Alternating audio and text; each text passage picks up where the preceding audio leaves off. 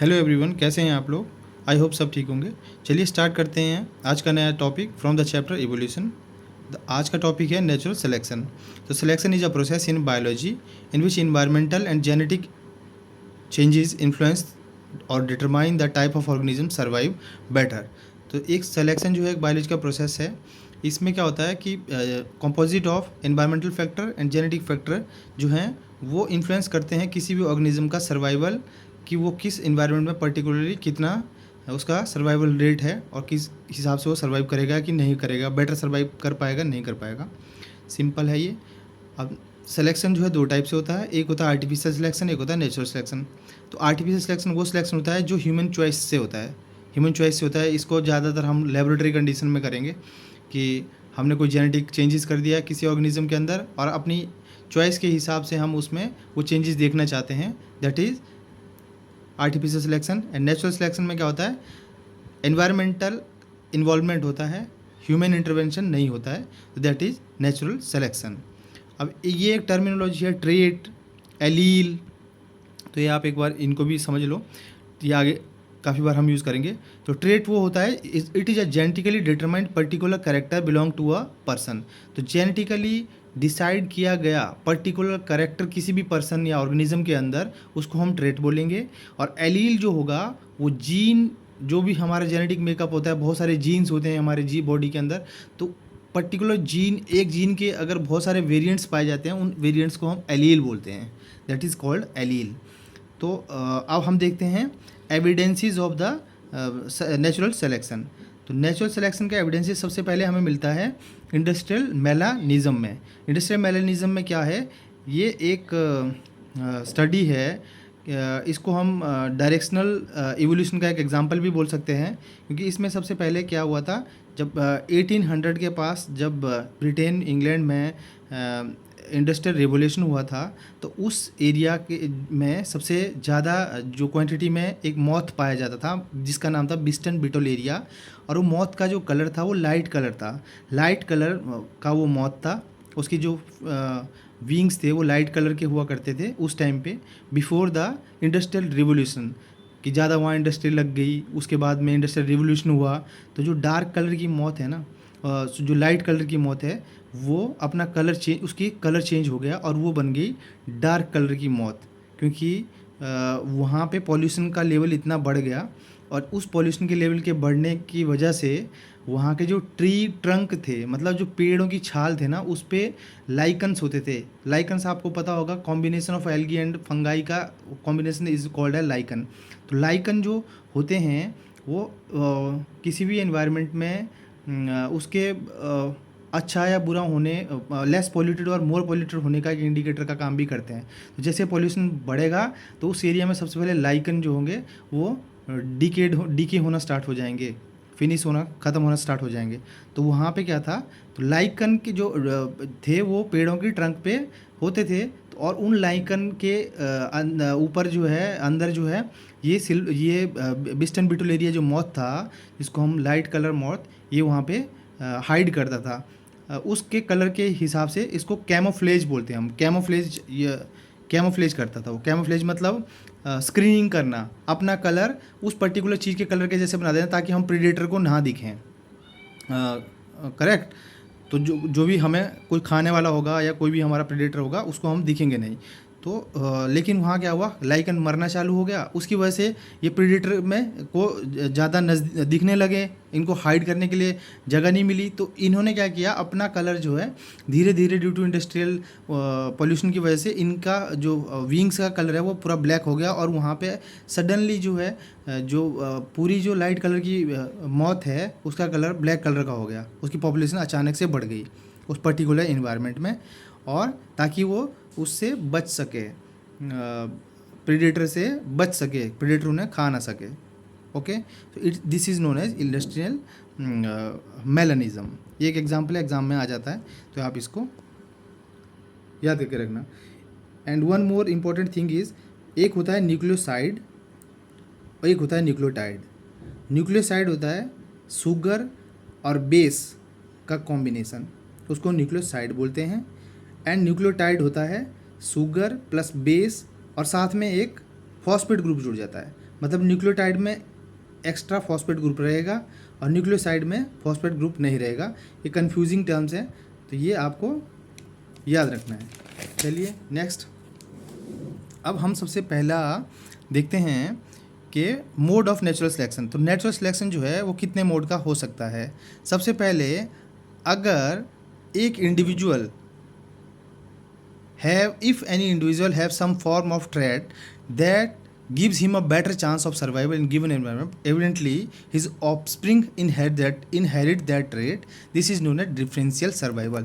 तो differential survival उस survival को कहते हैं अगर किसी पॉपुलेशन में कोई इंडिविजुअल ऐसा है जिसके पास एक ऐसा पर्टिकुलर ट्रेट है जो किसी इन्वायरमेंट में और स्पीसीज़ के मुकाबले या और ऑर्गेनिज्म इंडिविजुअल के मुकाबले उसको सर्वाइव करने में हेल्प करता है, तो वो ट्रेट को वो अपने बच्चों में भी, अपने ऑफस्प्रिंग में भी इनहेरिट करेगा। और इसी सर्वाइवल को कहते हैं डिफरेंशियल सर्वाइवल, क्योंकि इसके पास वो ट्रेट है, वो डिफरेंट ट्रेट है जो दूसरों के पास नहीं है और इसकी वजह से ये सर्वाइव कर पा रहा है इस पर्टिकुलर एनवायरनमेंट में। सो जिसको डिफरेंशियल सर्वाइवल बोलेंगे। और जो नेचुरल सिलेक्शन है can alter the frequency of heritable trait in 3 ways. तो जो नेचुरल सिलेक्शन है वो 3 रास्तों से जो है, 3 तरह से जो है 3 मोड से जो है नेचुरल सिलेक्शन अल्टर कर सकती है हेरिटेबल ट्रेट की फ्रिक्वेंसी को, जो कि उसको मोड ऑफ नेचुरल सिलेक्शन हम बोलते हैं। और उसका पहला है डायरेक्शनल सिलेक्शन, दूसरा है स्टेबलाइजिंग सिलेक्शन, तीसरा है disruptive selection. Directional, stabilising, disruptive. तो सबसे पहले डायरेक्शनल सिलेक्शन देखते हैं। तो डायरेक्शनल सिलेक्शन में क्या होता है, individual with trait on one side of the mean in their population survive, reproduce better than more on the those of other side। तो इसमें कुछ नहीं होता है डायरेक्शनल सिलेक्शन में, सिंपल सा होता है। आपको मैं साइड बाय साइड इसका ग्राफ भी दिखाता हूँ। तो अगर मान लो ये हमारा एक नॉर्मल ग्रोथ कर्व है, ओरिजिनल डिस्ट्रीब्यूशन कर्व है, इसमें एक साइड फ्रीक्वेंसी है, एक साइड हमारा फिनोटाइपिक करेक्टर है और ये इसका मीन है, करेक्ट। तो डायरेक्शनल में क्या होगा, बिफोर सिलेक्शन एक साइड जो है, मान लो एक हमारे पास जो है 1 2 3 3 कलर हैं, एक है ब्लैक, एक है वाइट, इसको हम वाइट बोल देते हैं, एंड एक है ग्रीन। तो क्या होगा, अगर डायरेक्शनल इवोल्यूशन सिलेक्शन मेथड में क्या होगा, जो इंडिविजुअल होगा, वो जो ट्रेट होगा, वो एक साइड के मीन के एक साइड वाले ट्रेट को सेलेक्ट कर लेगा और उसी कलर वाली जो पॉपुलेशन है वो रिप्रोड्यूस करेगी, सर्वाइव करेगी better other than the other side. वो किसी भी साइड में कर सकता है, चाहे वो इस साइड करेगा या वो इस साइड करेगा एक ही साइड का। तो दैट इज डायरेक्शनल। अब सेम जो है, इसका बेस्ट एग्जांपल हमने अभी देखा इंडस्ट्रियल मेलानिज्म, एक ही साइड का सिलेक्शन होगा, दूसरी साइड का नहीं होगा, इंटरमीडिएट भी नहीं होगा, इधर भी नहीं होगा, सिर्फ एक साइड का सिलेक्शन होगा। तो कर्व जो क्या होगा, वो कर्व होगा एक साइड को शिफ्ट हो जाएगा, जैसे कि ये हुआ आफ्टर सिलेक्शन, कर्व इस तरफ को शिफ्ट हो जाएगा। मतलब पॉपुलेशन का जो कर्व है वो इस तरफ, इस क्योंकि पर्टिकुलर एक करेक्टर की पॉपुलेशन जो है बहुत ज़्यादा बढ़ जाएगी उस तरफ, ठीक है। और इसका जो अब साथ में इसके हम करेक्ट फीचर भी देख लेते हैं डायरेक्शनल सिलेक्शन के। पहला फीचर है occur due to the change in the environment in a particular direction. तो ये होता है एनवायरनमेंट में चेंज की वजह से एक पर्टिकुलर डायरेक्शन में, पहला पॉइंट। दूसरा है ये फेवर करता है फिनोटाइप को विच इज़ नॉन एवरेज और एक्सट्रीम। ये ऐसे फिनोटाइप को, ऐसे करेक्टर को फेवर करता है जो या तो नॉन एवरेज है और या एक्सट्रीम है। एक्सट्रीम बोला ना, दोनों के मतलब ब्लैक या ग्रीन, वाइट नहीं, मतलब एक एक्सट्रीम करेक्टर को वो उठा लेगा। अच्छा, थर्ड है alter the mean value of the trait in the population in one direction. तो ये मीन वैल्यू को अल्टर करके एक डायरेक्शन में पुश कर देता है, जैसे कि हमने यहाँ पे देखा, एक डायरेक्शन में इसने पुश कर दी, मीन वैल्यू यहाँ रहेगी, ये मीन वैल्यू है, 1 लाइन जो दिख रही है, तो इसने कर्व को उधर पुश कर दिया, correct. And second last is favour the accumulation of those mutation that increase fitness in the changing environment. तो ये ऐसी म्यूटेशन को फेवर करता है, ऐसी म्यूटेशन के चांसेस इंक्रीज कर देता है जो चेंजिंग इन्वायरमेंट में फिटनेस को जो है फेवर करती हैं। लास्ट है एलिमिनेट नॉर्मल और एवरेज इंडिविजुअल्स, और ये नॉर्मल और एवरेज इंडिविजुअल को जो है एलिमिनेट कर देता है। तो ये एक्सट्रीम वाले इंडिविजुअल को लेगा, नॉर्मल और एवरेज इंडिविजुअल को एलिमिनेट कर देगा। दूसरा है हमारे पास स्टेबलाइजिंग सिलेक्शन।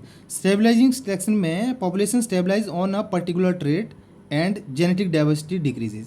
तो इसमें पॉपुलेशन एक पर्टिकुलर ट्रेट पे स्टेबलाइज हो जाती है, बट इस केस में क्या होता है, जेनेटिक जो डाइवर्सिटी है ना वो डिक्रीज हो जाएगी, क्योंकि पॉपुलेशन एक करेक्टर के साथ में स्टेबलाइज हो गई है, तो जेनेटिकली डाइवर्सिटी जो है इसमें डिक्रीज हो जाएगी। और इसका सबसे बेस्ट एग्जांपल है, रियल लाइफ एग्जांपल जो है इसका वो है ह्यूमन बेबी का जो बर्थ वेट होता है, वो इसका रियल लाइफ एग्जांपल है। ऐसा माना जाता है कि जिन बच्चों के बर्थ के टाइम में अंडरवेट या ओवरवेट होते हैं, उनके सर्वाइवल के चांसेस बहुत कम होते हैं एज़ कम्पेयर टू जिनका नॉर्मल जो एवरेज जो बेबी वेट पैदा होते हैं, एवरेज बेबी वेट के साथ में उनके सर्वाइवल एज़ कम्पेयर टू उनके सर्वाइवल के साथ में वो ज़्यादा सर्वाइव करते हैं। तो इसमें भी ऐसा ही होता है स्टेबलाइजिंग में, कि ये एक स्टेबलाइजिंग ट्रेड को पकड़ लेते हैं और उसी को जो है आगे फेवर करते रहते हैं। तो इसमें जेनेटिक डाइवर्सिटी नहीं मिलेगी। तो इसमें दो टाइप की होती है, ये या तो होमोजाइगोसिटी होगी पॉपुलेशन में, ये पॉपुलेशन में होमोजाइगोसिटी इंट्रोड्यूस कर देते हैं, जिसमें क्या होता है, होमोजाइगोसिटी में क्या होता है, having two identical form of gene inherited from each parent. तो इस होमोजाइगोसिटी होता है दो आइडेंटिकल जीन की फॉर्म इनहेरिट करते हैं फ्रॉम ईच पेरेंट से। मतलब अगर मान लो किसी के हेयर का कलर ब्राउन है, और तो ये ब्राउन वाले जीन दोनों एक फादर से एक मदर से इनहेरिट कर देगा, होमोजाइगोसिटी इसको बोलेंगे। और हेट्रोजाइगोसिटी वो होगा जो दो डिफरेंट फॉर्म ऑफ जीन को इनहेरिट करेगा फ्रॉम ईच पेरेंट, एक से ब्राउन वाला ले लिया, एक से ब्लैक हेयर वाला जीन ले लिया, ठीक है। तो ये होता हेट्रोजाइगोसिटी। तो इसमें क्या करेगा ये, अब इसको भी हम देख लेते हैं। यहाँ पे देखिए, ये है हमारी स्टेबलाइजिंग में, एक एंड इधर है, एक एंड इधर है मानो, और ये मीन है। तो इन्होंने पॉपुलेशन को दोनों एंड पे स्टेबलाइज कर दिया, ठीक है ना। सेम इधर हुआ आफ्टर नेचुरल सिलेक्शन, बिफोर ये था, आफ्टर ये हो गया। Stabilising selection remove extreme variant from the population and preserve intermediate. तो इसने एक्सट्रीम वेरिएंट को रिमूव कर दिया और इंटरमीडिएट को प्रिजर्व कर दिया, करेक्ट। ये है स्टेबलाइजिंग पॉलिसी। इसका ड्रॉबैक यही है कि ये जेनेटिक डाइवर्सिटी को डिक्रीज कर देता है, क्योंकि जेनेटिक डाइवर्सिटी होगी ही नहीं ना, क्योंकि पॉपुलेशन को तो स्टेबलाइज कर दिया है। तो इसके फीचर देख लेते हैं, इसके फीचर क्या हैं। इसके फीचर हैं कि operate in the constant unchanging environment. ये ऐसे इन्वायरमेंट में ऑपरेट होती है जहाँ इन्वायरमेंट कांस्टेंट होगा और अनचेंजिंग होगा। दूसरा, keeps a population genetically constant. ये पॉपुलेशन को भी जेनेटिकली कांस्टेंट रखेगा, चेंजेस बहुत कम होंगे पॉपुलेशन में। तीसरा होगा फेवर द एवरेज और नॉर्मल फिनोटाइप। ये फेवर करता है एवरेज और नॉर्मल फिनोटाइप्स को, करेक्ट है। इंट्रोड्यूस, ये होमोजाइगोसिटी को इंट्रोड्यूस कर देता है पॉपुलेशन में। तो ये होमोजाइगोसिटी मैंने आपको बताया कि two identical form of gene को इनहेरिट करना फ्रॉम ईच पेरेंट्स को होमोजाइगोसिटी बोलते हैं। तो ये पॉपुलेशन में होमोजाइगोसिटी वाले इंडिविजुअल ज़्यादा हो जाएंगे उसमें। और लास्ट है इसका चेक्स एक्यूमुलेशन ऑफ म्यूटेशन। तो ये म्यूटेशन की एक्यूमुलेशन को भी एक एज ए चेक्स लगा देता है उसमें, म्यूटेशन की एक्यूमुलेशन को। लास्ट है डिसरप्टिव सिलेक्शन। डिसरप्टिव में क्या होता है कि when intermediate phenotype are less fit than both higher और lower phenotype, in that cases intermediate are form favoured. अब इसमें क्या होता है, जब डिसरप्टिव में जब इंटरमीडिएट फिनोटाइप जो है लेस फिट होता है as compare to both higher और लोअर फिनोटाइप से, in that cases intermediate are favoured. तो इस केस में ये इंटरमीडिएट को फेवर करता है। तो बोथ एक्सट्रीम नहीं, ये बोथ एक्सट्रीम को फेवर करता है। तो both extreme are favoured at the expense of intermediate varieties. इसका क्लियर एग्जांपल है ये पेपिलियो डेडानस, ये भी एक बटरफ्लाई है। तो ये बटरफ्लाई क्या है, पॉलीमॉर्फिक है, और इसके 10-12 स्पीसीज़ हैं, और सभी स्पीसीज़ के कलर बिल्कुल डिफरेंट हैं, बिल्कुल अलग अलग हैं स्पीसीज़ एक ही, लेकिन कलर इसके मतलब सभी के कलर अलग अलग, पंखों वाले अलग अलग विंग के साथ में अलग अलग कलर निकलते हैं, और पॉलीमॉर्फिक रहती हैं ये। और इनका कलर का इसलिए डिफरेंट होता है, मतलब एक दूसरे के ऊपर सर्वाइवल ज़्यादा सर्वाइव करने के लिए एक मतलब उन्होंने अपने विंग्स में एक डिफरेंट कलर का ये चेंजेस जो है डेवलप करके रखे होते हैं। और इसके जो है ये देखो डिसरप्टिव सिलेक्शन में क्या होता, ये है इंटरमीडिएट में बिफोर सिलेक्शन, तो ये बिफोर सिलेक्शन ये ऐसा रहेगा डिसरप्टिव, लेकिन आफ्टर सिलेक्शन क्या होगा, disruptive selection favour the variant at both and. ये दोनों एंड में जो है, ये देखो ये दोनों एंड में जो है इन्होंने ये फेवर कर रहा है, मतलब एक्सट्रीम वाले को फेवर कर रहा है और इंटरमीडिएट को जो है नहीं फेवर कर रहा है। इसको बोलेंगे डिसरप्टिव सिलेक्शन। तो अब इसका जो फीचर है वो है कि previously homologous population breakup into several different adaptive form. तो इसमें क्या है कि जो होमोलोगस पॉपुलेशन है ना, वो बहुत से डिफरेंट एडेप्टिव फॉर्म में ब्रेकअप हो जाएगी। पहला फीचर ये है, extreme value have highest fitness and intermediate और mean value are relatively disadvantages. तो जो एक्सट्रीम वैल्यू है उसकी फिटनेस लेवल हाईएस्ट होगा और जो इंटरमीडिएट और मीन वैल्यू होगी वो डिसएडवांटेजेस हो जाएगी इस केस में। एंड ये अक्कर होता है when a population previously adapted to a non homologous environment is subjected to divergent selection pressure in different part of its distributional area. ये इसलिए अक्कर होता है कि अगर कोई पॉपुलेशन जो है पहले अडेप्टेड थी नॉन होमोलोगस इन्वायरमेंट में, बट उसको अचानक से डाइवर्जेंट सेलेक्शन प्रेशर में डाल दिया गया किसी पर्टिकुलर डिस्ट्रीब्यूशन एरिया में, किसी पर्टिकुलर डिफरेंट इन्वायरमेंट में, तो उस टाइम पे वो डिसरप्टिव सिलेक्शन को जो है चूज़ करेगा। ये है different 3 mode of selection, natural selection के 3 मोड हैं ये। और अब आता है हमारे पास, एक है हमारे पास सेक्चुअल सिलेक्शन।